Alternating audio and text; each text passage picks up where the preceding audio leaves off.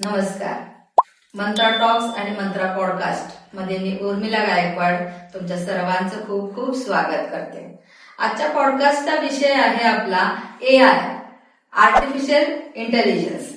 तर याच्यामध्ये हा विषय मला चूज करावा वाटला कारण मी देखील स्वतः खूप कॉलेजेसमध्ये जाते आणि पर्सनॅलिटी डेव्हलपमेंट आणि इतर सब्जेक्ट याच्यावर बोलत असते, गाईड करत असते. पण त्यावेळेला मला थोडंसं युवा वर्ग जो आहे आजचा तो थोडासा कन्फ्यूज वाटायला लागलाय, थोडासा घाबरलेला वाटतोय. तर त्याचं कारण मला त्यांनी नंतर प्रश्न विचारताना कळालं की आता एआयचं युग आलेलं आहे आणि त्याला ते थोडेसे अजून कोपअप करत नाहीये.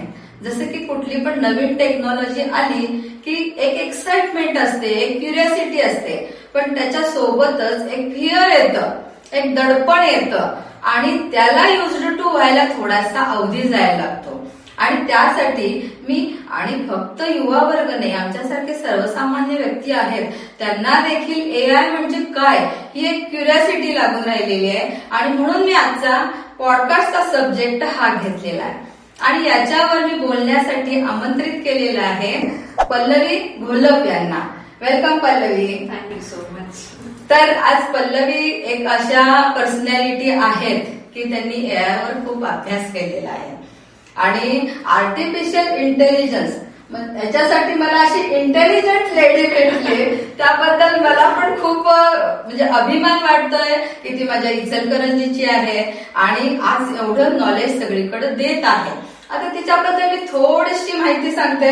खरं तर तिची माहिती खूप आहे पण मी थोडीशी शॉर्ट केलेली आहे कारण नंतर ती बोलताना त्याचे पैलू वेगवेगळे समोर आपल्या येतच राहणार आहेत.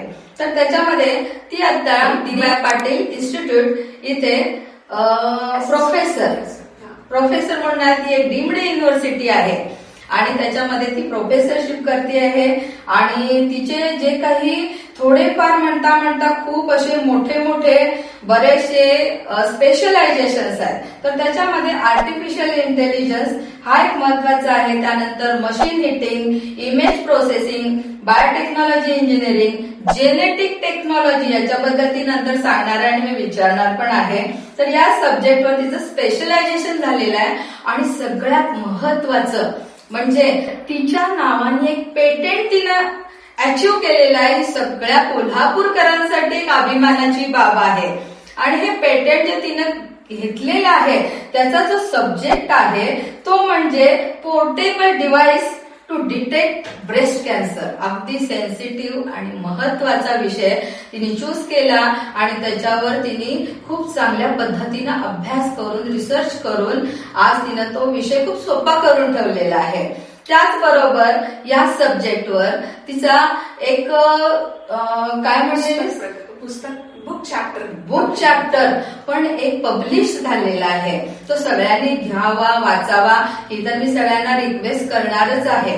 पण आता आपण थोडेसे प्रश्न तिला विचारूया की जे आपल्या मनात आहेत आणि सगळ्यांना त्याचा उपयोग व्हायला पाहिजे. तर पल्लवी, आता कुठलीही नवीन टेक्नॉलॉजी आली, एखाद्या टेक्नॉलॉजीचं रिव्हॉल्युशन होतं म्हणतात, जसे कॉम्प्युटर आले तसं आता एआय आलं, बरोबर आहे ना?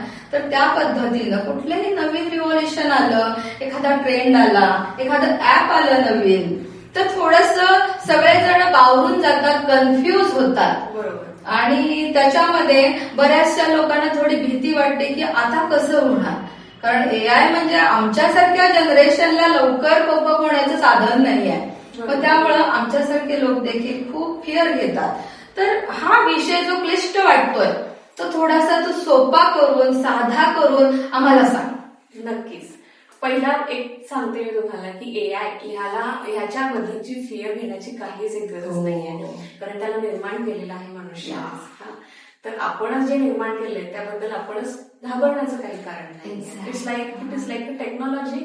जसे नवीन फोन्स मार्केटमध्ये येतात, नवीन कार्स मार्केटमध्ये येतात, आपण त्याला शिकतो आणि we use to cope up with them. Similarly आपण एआयला सुद्धा कोप अप व्हायचं. तर अगदी सोप्या भाषेत सांगायचं, एआय म्हणजे काय म्हटलं की आर्टिफिशियल इंटेलिजन्स किंवा कृत्रिम बुद्धिमत्ता. आता ही कन्सेप्ट किंवा ही टर्मिनॉलॉजी निगडीत आहे मशीन लर्निंग संबंधित. म्हणजे कसं, आपण जसं मनुष्य शिकतो, मनुष्य कशा पद्धतीनं शिकतो त्याला जी माहिती पुरवली जाते तो Yeah. त्याच्या ब्रेनमध्ये फिट करतो. Yes. पूर्वीचे त्याचे अनुभव हम्म. याच्यातून तो शिकतो आणि मग त्या पद्धतीने तो निर्णय घेतो. हम्म. अगदी तसंच आर्टिफिशियल इंटेलिजन्स सुद्धा हम्म. त्याला आपण डेटा पुरवतो म्हणजे माहिती पुरवतो आणि त्या माहितीच्या आधारे तो त्याचे निर्णय घेतो आणि आपल्याला आउटपुट देतो. अगदी it is as simple as it is. Okay, इतकं सोपं आहे इतकं सोपं का? आहे. ओ माय गॉड, उगाच घाबरत होतो आम्ही. घाबरायची तशी काहीच गरज नाही. आता आणखी अगदी सोपं उदाहरण, आपलं नवीन तान्हं बाळ असतं. बाळाला काही माहिती नसतं की ऍपल कुठे, कुणाला म्हणायचं, बनाना काय म्हणा, कुणाला म्हणायचं, बॉक्स म्हणजे काय, गाडी म्हणजे काय, बाळाला काहीच माहित नसतं. Yes. आपण त्याला शिकवतो, अरे हे बघ ही गाडी, हे ऍपल आहे, हे खायचं असतं. हळूहळू कालांतराने ते बाळ त्याच्या मेमरीमध्ये, त्याच्या ब्रेनमध्ये ते फिट करतं. रेड कलरचं अशा शेपमध्ये असणारं ऍपल, चालते खेळण्यातली ती गाडी ज्याला 4 चाक असतात, ह्या कालांतराने त्याच्या डोक्यामध्ये ही जी माहिती फिट होत जाते. मग त्याला परत आपण विचारतो, सांग हे काय, मग याचूच सांगतो Yes. हे ऍपल. म्हणजे त्याचं मॉडेल, त्याचा एआय आर्टिफिशियल नाही, त्याचा खरोखरचा AI तो अगदी 100% काम करतो आणि आउटपुट देतो की हे ऍपल. अगदी तसंच हे मशीनशी निगडीत फक्त. हा हा हा हा म्हणजे आर्टिफिशियल आणि मदर याच्यात फारसा फरक नाही, फक्त फिलिंग इमोशन्सचा थोडाफार फरक असेल. बाकी काय बरोबर आहे ना? हो, हो, ओ गॉड, एकदम दडपण काढून टाकलं आमच्यावरचं. आता आपण पुढे जाऊया. तर पल्लवी, माझा आता दुसरा असा प्रश्न आहे की आता नवीन टेक्नॉलॉजी आली की सर्वसाधारण आमच्या सर्वसामान्यांच्या मते ती थोडीशी अगोदर इंटरनॅशनली लॉन्च होते आणि त्यानंतर मग इंडियामध्ये corporate sectors and metro cities यांना अगोदर ती येते. मग त्यानंतर आपले small scale cities, rural and other, मग अशी ती येत असते. थोडंसं त्याचं ट्रॅव्हलिंग असं होतं. तर आता आपल्यापर्यंत ही थोडीशी आता आलेली आहे एआय टेक्नॉलॉजी, थोडी आता आलेली आहे. पण काय झालंय, आता जे जेनझी आहेत त्यांना देखील थोडंसं म्हणजे थोडं अवघड वाटतंय की, आणि त्यांच्या मनात प्रश्न येत आहेत की आता आपला जो हे आहे सिलेबस आहे त्यांच्या शिक्षणाचा, कारण एआय हे कुठल्याही ट्रेडमध्ये वापरलंच जाणार आहे. मग त्यांचं आर्ट्स असेल, कॉमर्स असेल, इंजिनिअरिंग मधले बरेचसे सेक्टर्स आहेत, जसं की तुमचं केमिकल आहे, टेक्सटाईल आहे, इलेक्ट्रॉनिक आहे, या सगळ्यामध्ये एआय येणार आहे. मग ते सगळ्यांना असा प्रश्न पडतोय, माझ्या अंदाजानं मला एक दोघांनी विचारलेला पण आहे की आता आमचा सिलेबस किंवा एज्युकेशन सिस्टम मध्ये काय चेंज होणार, एआय याच्यामध्ये ते ऍड कसं करणार, किंवा हा सगळा सिलेबस पूर्ण टोटल चेंज होणार का, ही शंका आहे. आणि ही शंका पेरेंट्सना देखील आलेली आहे. पेरेंट्स आजकाल फार अवेअर झालेले आहेत. मग त्यामुळं हा प्रश्न आहे की हे एज्युकेशन सिस्टम मध्ये सिलेबस मध्ये काही फरक होणार का? तसं म्हटलं तर फरक होणार आहे, कारण एआय आता ही काळाची गरज आहे. येस, प्रत्येकाला ते शिकलंच पाहिजे. मग भले तो इंजिनिअरिंग बॅकग्राऊंडचा असेल किंवा आर्ट्स असेल किंवा कॉमर्स असेल, मेडिकल असेल, कोणतंही असेल, ही काळाची गरज असल्यामुळे प्रत्येक विद्यार्थ्यांनी किंवा इव्हन मी म्हणेन प्रत्येक माणसाने ती शिकलीच पाहिजे. भले त्यांचं शिक्षण पूर्ण झालंय त्यांनी सुद्धा.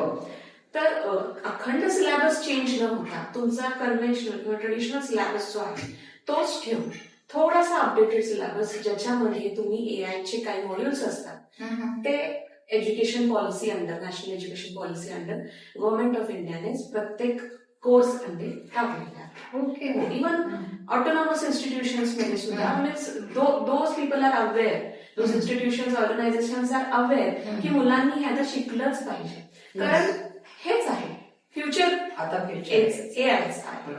मग पूर्ण सिलेबस न चेंज होता जे काही गरज आहे त्या सगळ्या गोष्टी त्या इयर प्रमाणे, second year, first year, second year, third year, final year, अशा पद्धतीने इंजिनिअरिंग मध्ये, मेडिकल मध्ये हे इंटरॅक्ट केलेले आहे.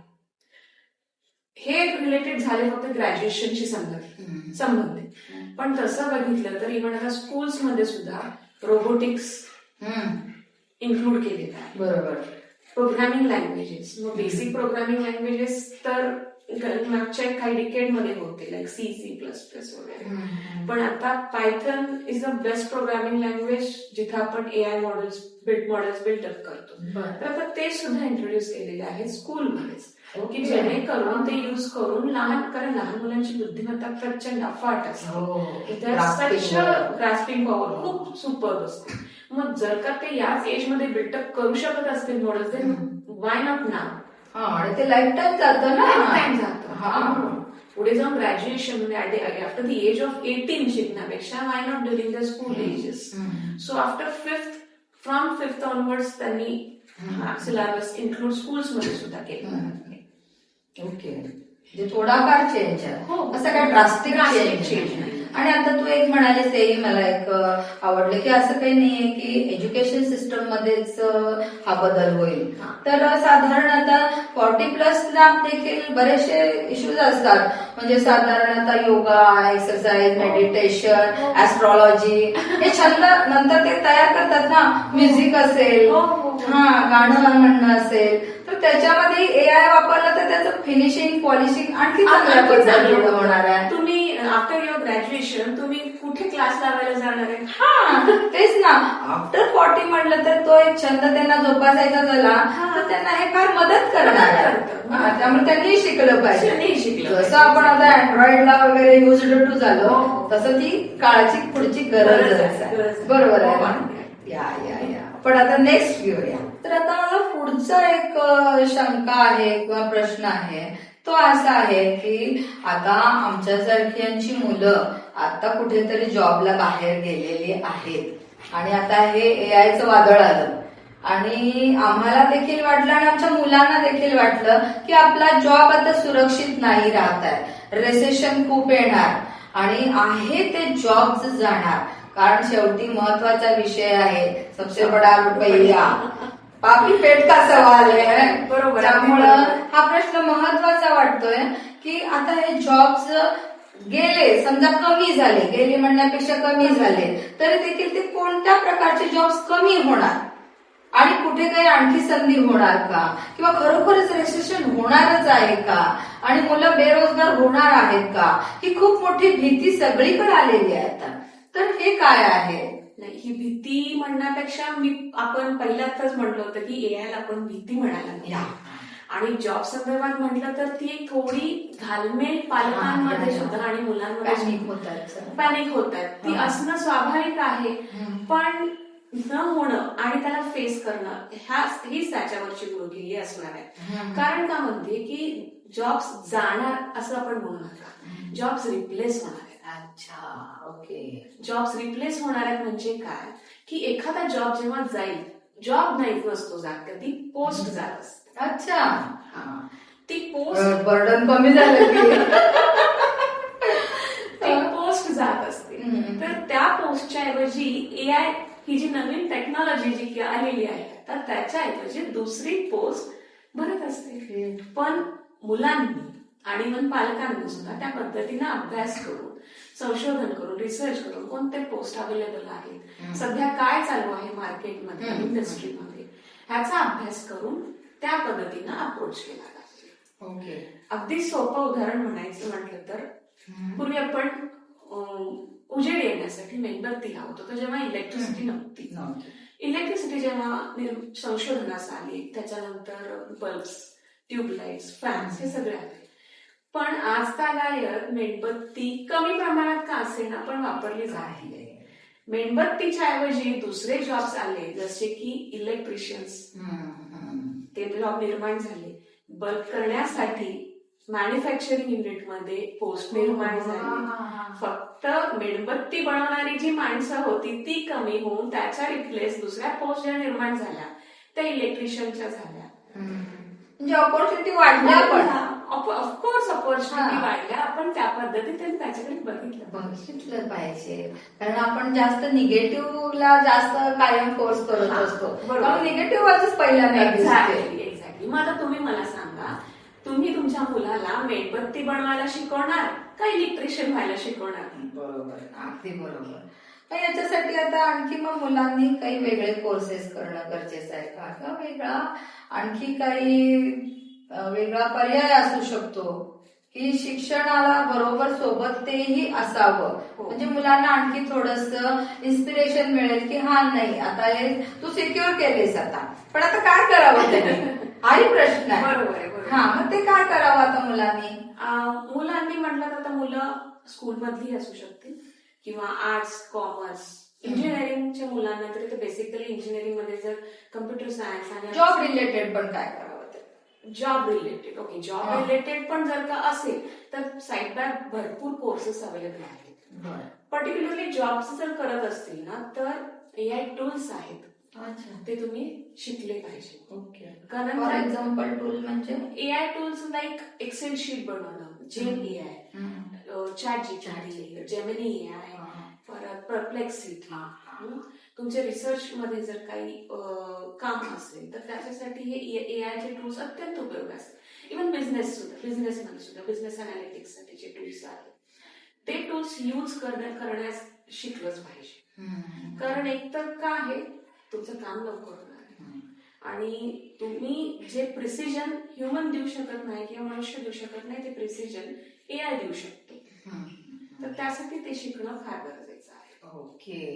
मग भलेही तुम्ही ऑलरेडी जॉबमध्ये असाल तर तुमचं काय बघितलं जाणार आहे किंवा तुमची बढती प्रमोशन कशावरती होणार आहे, तुम्ही नवीन काय शिकता, त्यामुळे तुम्हाला अपग्रेड राहणं सुद्धा तितकंच महत्वाचं आहे. मग आज तुम्ही एखादं एआयचं टूल शिकला, एखादा शॉर्ट कोर्स केला, मग तो 3 मंथचा असेल, 6 मंथचा असेल, उद्या तुमच्या कॉम्पिटिटर पेक्षा तुमच्याकडे एक प्रोफाईल जास्त ऍडिशनल असणार आणि तुमचा जॉब त्यामुळे सिक्युअर असणार. अच्छा, म्हणजे जसं एक कॉम्प्युटर आले तेव्हाही असं वादळ आलं होतं की कॉम्प्युटर आले आता रेसेशन होणार म्हणून, पण आपण युज टू झालो, त्याचा योग्य विनियोग करायला लागलो. तसंच एआयचं पण आपल्याला योग्य प्रॉपर यूज करता आला पाहिजे, त्यासाठी शिकलं पाहिजे.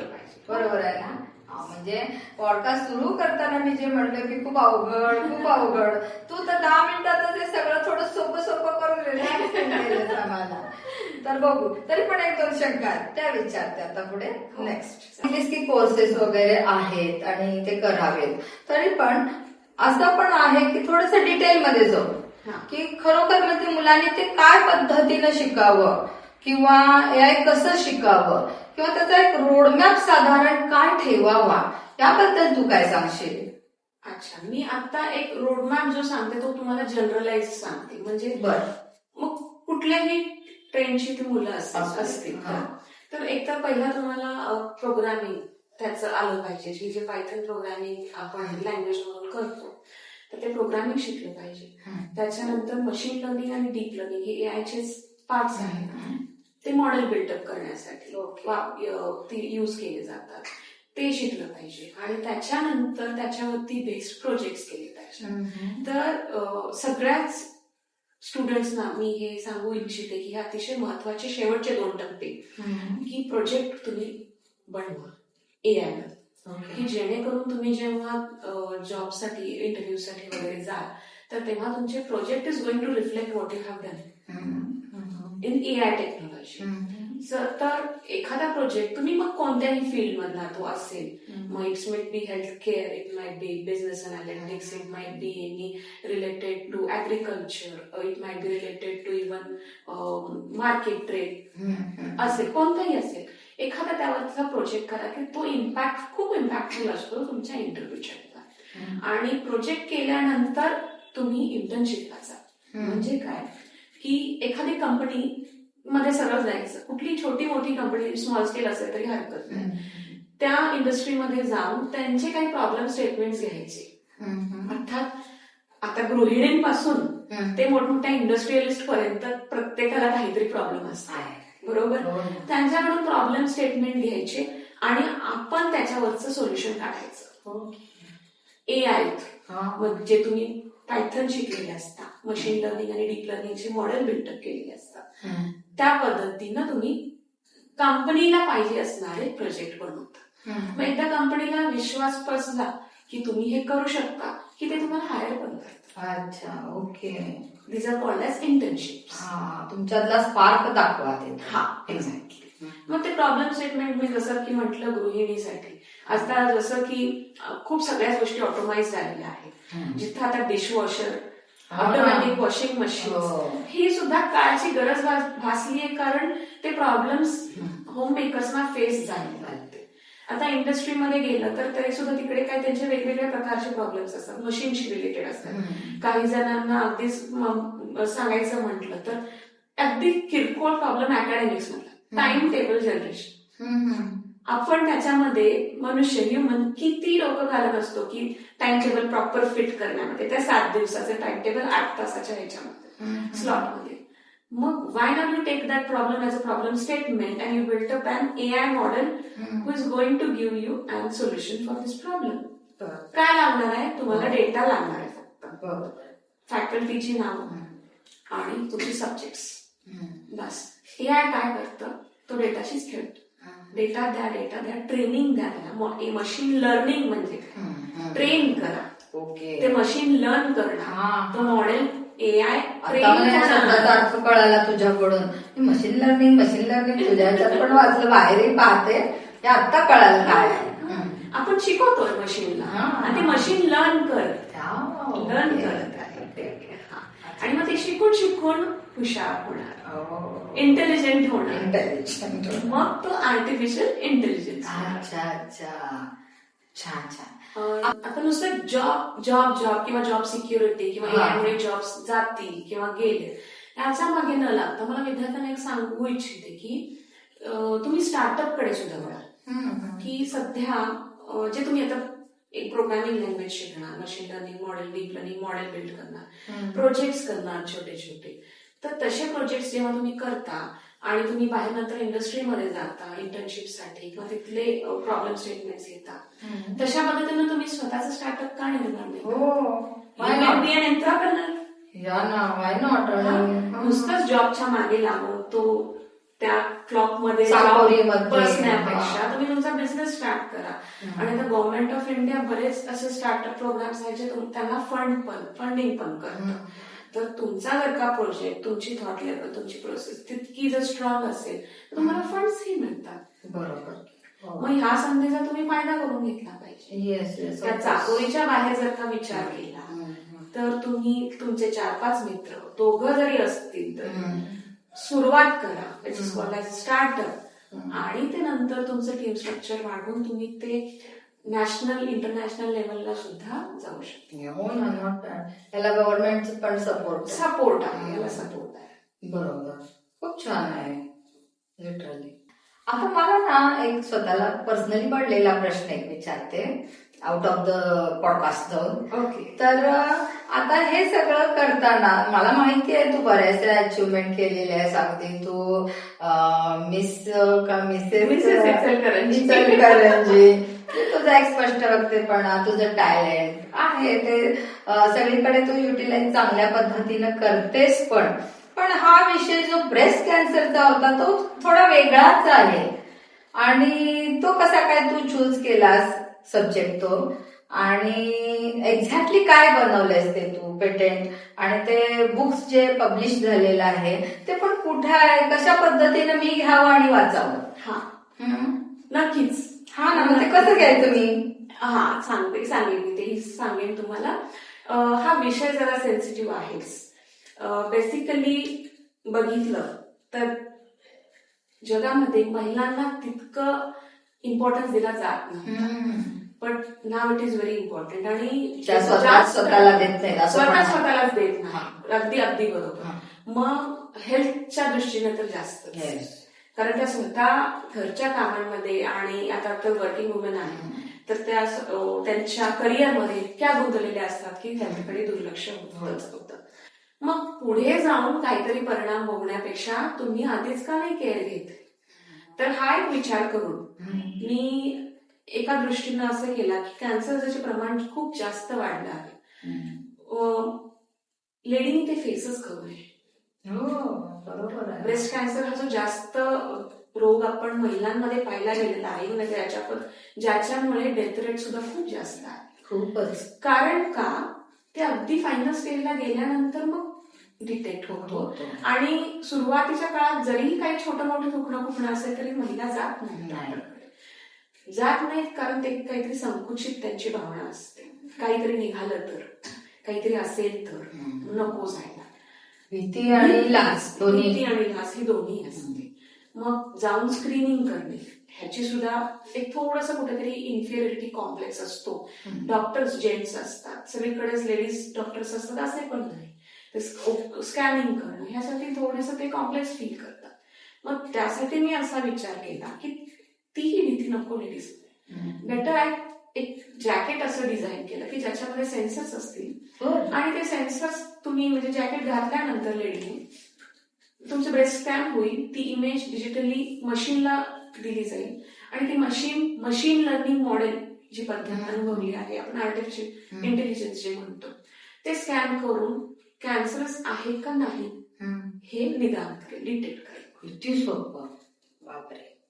मग तुम्हाला जर का हे घरच्या घरी म्हणा किंवा इव्हन तुम्ही डॉक्टर्सकडे जरी गेला तरी तेवढेच फक्त घालून बघितलं तुम्हाला आउटपुट मिळेल.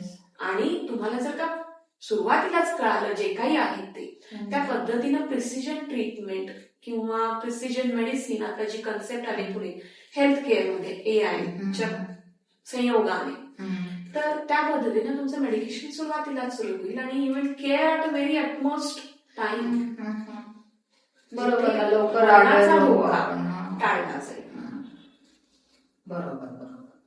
तर अशा पद्धतीनं एक जे रिसर्च केलं होतं ते मी त्याचं ह्या पेटंट अंडर मी मिळवलेलं आहे. आणि दुसरी गोष्ट जे ह्याच विषयांवर मी बुक चॅप्टर लिहिलं आहे की मॅमोग्राम जे स्क्रीनिंग टेक्नॉलॉजी म्हणतो ते यूज करून मी एआय एक मशीन लर्निंगचा मॉडेल बिल्डअप केला होता की जेणेकरून it will assess the radiologist.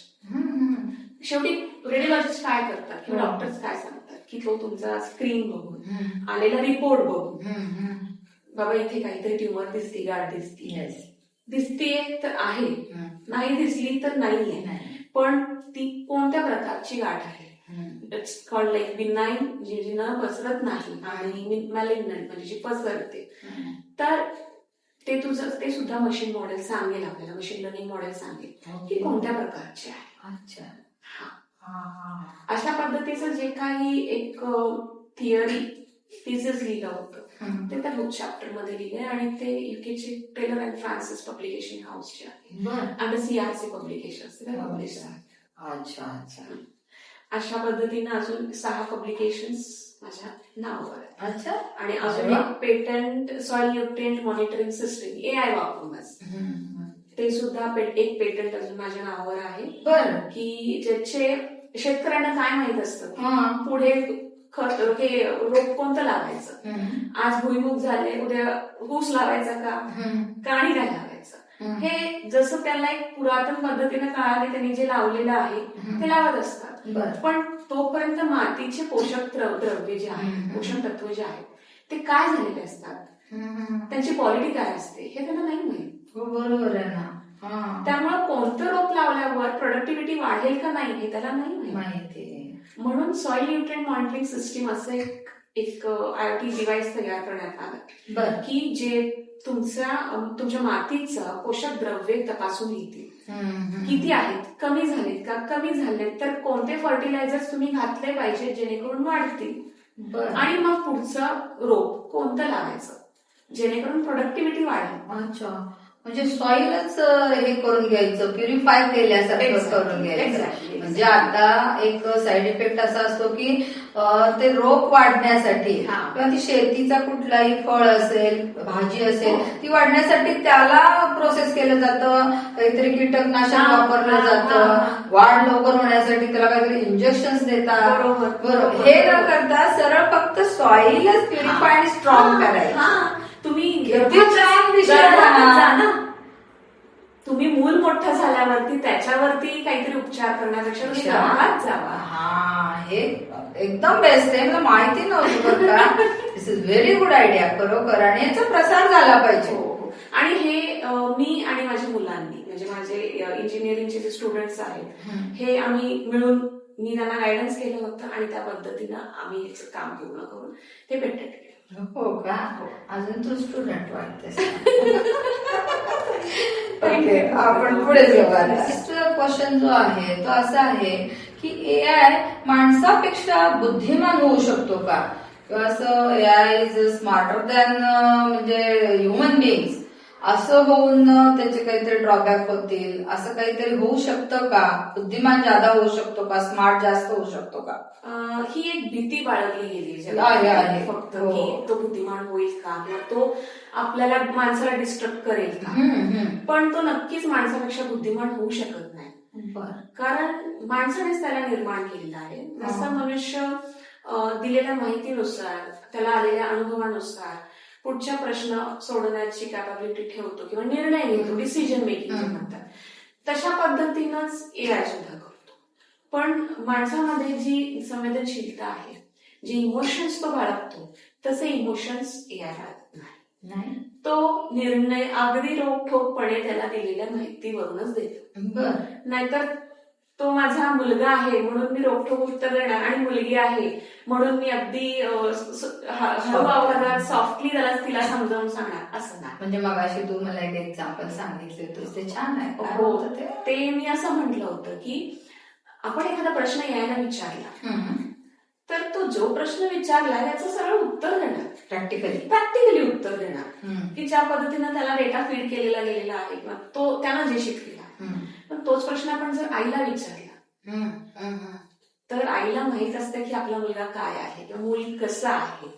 ज्या भावनेनं, ज्या संवेदनशीलतेनं ती आपल्याला हाताळती किंवा आपल्याला समजावून सांगती, जे इमोशन्स ती होती, ते एआय ओतू शकत नाही, ते काम एआय करू शकत नाही. तर अशा वेळेला मनुष्यच पाहिजे. ओके, अच्छा. म्हणजे मध्यंतरी मी तुला म्हटलं की जसं चॅटजीपीटीला क्वेश्चन्स विचारतात, आजची तरुण पिढी जास्त त्याच्या अधीन होत चाललेली आहे. पण हे लक्षात ठेवलं पाहिजे युवा वर्गानं की फिलिंग्स, इमोशन्स हे नाही आपल्याला एआय मध्ये घ्यायचं नाही. तुम्ही तुमची बिझनेस डेव्हलपमेंट घ्या, तुम्ही तुमचं नॉलेज काहीतरी पुढचं इम्प्रुव्हमेंट करण्यासाठी एआय वापरा, बरोबर आहे ना. या गोष्टीसाठी एआयचा युज करून घ्या. अगदी बाउंड्रीज घालायला पाहिजे. बाउंड्रीज तुम्ही स्वतःला लिमिट केलं पाहिजे की इमोशनल टच त्याच्याकडे नाहीये. It's like a robot. तुम्ही जे विचारणार त्याचं फक्त सरळ सरळ तो उत्तर देणार. पण जिथे तुमचं इमोशनल अटॅचमेंट आहे, तुमच्या फॅमिली आहेत, फ्रेंड्स आहेत, तुम्हाला काही अशा प्रकारचे प्रश्न असतील तर तुम्ही त्यांच्याशी अटॅच. आता याचा हा दुष्परिणाम होतोय की यंग जनरेशन त्यासाठी सुद्धा एआयच्या अधीन जाते आहे, आणि त्यामुळं इकडे डिटॅचमेंट होते, फॅमिलीशी, फ्रेंड्सची डिटॅचमेंट होते. तर तसं न करता जसं तुम्ही म्हटलात तसं तुमच्या करिअरशी निगडीत, तुमच्या जनरल नॉलेजशी निगडीत, तुमच्या पर्सनॅलिटी डेव्हलपमेंटशी निगडीत जे काही प्रश्न आहेत तुम्ही त्याला विचारा, ठीक आहे. पण जे काही तुमचे इमोशनल क्वेश्चन्स आहेत ते you be connected to be with your family. बरोबर. म्हणजे थोडक्यात तो आपल्यापेक्षा बुद्धिमान होणार नाही, म्हणजे आम्ही टेन्शन फ्री. प्रश्न की बुद्धिमान तर होऊ शकत नाही, पण आतापर्यंत त्याची बुद्धी बघितली तर थोडस घाबरल्यासारखं पण वाटतंय, होतंय तसं. तर तसं मग एआय काही धोकादायक होऊ शकतो का काही बाबतीमध्ये, किंवा त्याच्याकडून सिक्युरिटी राहणार नाही, असं काहीतरी होऊ शकतं का? आपण बरेचसे मूव्हीज पाहतो, त्याच्यामध्ये होतं ना कधी कधी मशीन्सच ह्युमन बिईंगच्या वर हे होतात, हवी होतात. तर तसं काही होण्याची याच्यामध्ये शक्यता आहे का? आपण रोबोट पिक्चर एक पाहिला होता रजनीकांतचा, की शेवटी तो त्याचाच शत्रू बनतो. तर असं काही होणार का? हे अगदी बरोबर आहे. कारण शेवटी हे कशावर निर्भर राहणार आहे? तुमच्या वापरण्यावर. अच्छा. तुम्ही त्याचा एआयचा वापर चांगल्या गोष्टीसाठी केला तर नक्कीच तो तुम्हाला हेल्पफुल असणार. पण अनइथिकल केला, अनइथिकल इन द सेन्स की तुम्ही काही इथिक्सच्या गोष्टी सोडून जर का त्याचा वापर करण्याचा प्रयत्न केला तर तो एखाद्याच्या जीवावर सुद्धा बेतू शकतो. जसं की एक्झाम्पल आता म्हणायचं म्हटलं तर अगदीच त्याला काही सिक्युरिटी सुद्धा दिली पाहिजे आपण, कारण तो डेटावरती सगळं काम करतो. तर तुम्ही एखादा डेटा जेव्हा शेअर करता, मग ते कोणत्याही मीडिया थ्रू असेल, कोणत्याही सोशल मीडिया थ्रू असेल, तर तो डेटा शेअर करत असताना in the form of photos और इन व्हिडिओज ऑल्सो, की त्याचा दुरुपयोग एआय थ्रू केला नाही गेला पाहिजे. आता मध्यंतरी एक खूप ट्रेंड निघाली होती की फोटोज अगदी खूप ऑथेंटिक पॉलिश क्रिएट करायचे आपले आणि मग ते सोशल मीडियावरती अपलोड करायचे. हे असे मध्यंतरी खूप ही लाटच आली होती, पण अजूनही आहे. पण तुम्ही एक त्याची दुसरी बाजू जर बघितली तर हे जेव्हा तुम्ही फोटो शेअर करता ते क्लाउडवरती स्टोअर होतात आणि ते फोटोज कुठेतरी दुरुपयोग केले जाऊ शकतात. ह्याचा तुम्ही विचार केला का? इतक्या मोठ्या दुनियेमध्ये तुमच्या फोटोजची किंवा तुमच्या व्हिडिओजची रील बनवून कुठेतरी व्हायरलही होत असेल हे आपल्याला इथे बसून सुद्धा माहित नसतं. तर अशा पद्धतीने जे आपण शेअर करतो डेटा तिथे आपण थोडं केअरफुल राहिलं पाहिजे. आणि व्हिडिओच्या बाबतीत म्हटलं तर सध्या त्याचे डीप फेक असा एक कन्सेप्ट आहे की क्लॉन केलेले व्हिडिओज शेअर होतो की त्या व्हिडिओमध्ये आपण काहीच नसतो, कधीच आपण त्याला पार्टिसिपेट केलेलं नसतं, पण तशा प्रकारचे व्हिडिओ बनवून ते शेअर केले जातात. मध्यंतरी काही असे व्हिडिओ झाले होते की आपण पब्लिकला काही आय गेस थोडे इकॉनॉमिकल स्टॅबिलिटी आणण्याकरिता मुलींकरिता काहीतरी गव्हर्नमेंट ऑफ इंडियाने डिक्लेअर केलेले आहे पोस्ट असे आले होते, पण ते तसे नव्हतेच कारण तो डीपफेक व्हिडिओ होता. आपले फायनान्स मिनिस्टर किंवा हे असे कधीच डिक्लेअर करणार नाहीत इतक्या छोट्या ह्याच्यामध्ये, पण तसे सुद्धा व्हिडिओज येतात का हे अगेन तुम्ही एआयचा गैरवापर करता. मग त्यावेळेला आपणच लिमिटेशन घातलं पाहिजे स्वतःवर की आपण काय शेअर करायचं काय शेअर नाही करायचं, आणि त्याचा वापर करणाऱ्याने सुद्धा किती गैरवापर करायचा आणि किती नाही हे ज्याचं त्यांना लिमिट ठरवलं पाहिजे. म्हणजे ते गुन्हेगारीपर्यंत रिलेटेड जाऊ नये त्याचे. कारण असंही होऊ शकतं ना की एखादा गुन्हा करताना तिथं ती व्यक्ती आहे किंवा नाही ही संभ्रमावस्था पण होऊ शकते एआय म्हणून. कारण एकच व्यक्ती दोन्ही ठिकाणी दाखवू शकतं आज एआय. हो ना, हाही प्रश्न आहे. फक्त तो योग्य पद्धतीने वापर झाला पाहिजे. आपण भावनेच्या भरात किंवा आजची पिढी ओव्हर एक्सायटेड असते, ओव्हर एक्सायटेड हर गोष्टीसाठी. त्यांना छान दिसलं पाहिजे, छान त्यांचे सगळे प्रमोज पाहिजे, सगळं हवं असतं. आज इव्हन तुम्हाला आता म्हणायचं म्हटलं तर सोशल मीडियावरती कपल्स भेटत असतात जे एकमेकांना कधी बघितलेले सुद्धा नसतात, पण त्यांना जेव्हा प्रत्यक्षात कसे दिसतात हे दाखवायचं जेव्हा नसतं, मग त्यांची एआयने मदत घेऊन त्यांचे अगदी पॉलिश फोटोज वगैरे हे सगळे शेअर केले जातात. पण जेव्हा प्रत्यक्ष बघायची वेळ आली तर तुमचं खरं रूप समजणार. मग बेटर तुम्ही या पद्धतीनं काही अंमलातच आणू नका. त्याच्या किती अधीन जायचं हे प्रत्येकानं ठरवलं पाहिजे. बरोबर. ओके, आता पुढचा प्रश्न. एक साधारण कन्क्लुजन वर आलो आपण की बऱ्याचशा शंकांचं निरसन छान झालेलं आहे. तर आता एवढं आपण त्याला एक्सपर्ट बनवलंय, सगळं आपलंच ऐकेल हे पण आपण थोडंफार काळजी घेतली, प्रिकॉशन्स घेतलेल्या आहेत सगळ्या पद्धतीच्या, पण तरी देखील काहीतरी टेक्निकल चूक होऊन ती परत धोकादायक ठरू शकते का, किंवा एआय चुका करतो का, आणि जर करत असेल तर ते काय पद्धतीने त्याचं सोल्युशन करता येईल. एआय चुका करतो का या प्रश्नाचं अगदी सरळ उत्तर आहे हो, एआय चुकू शकतो. बरं, आपण अगदी मी म्हणेन सोप्या शब्दात सांगते, आपलं मूल चुकू शकतं का? चुकू शकतं. माणूस चुकू शकतो का? चुकू शकतो. का चुकू शकतो? मूल आपलं का चुकू शकतं? त्याच्यामध्ये चुकीचं झालं असेल, त्याच्यावरती मला थोडं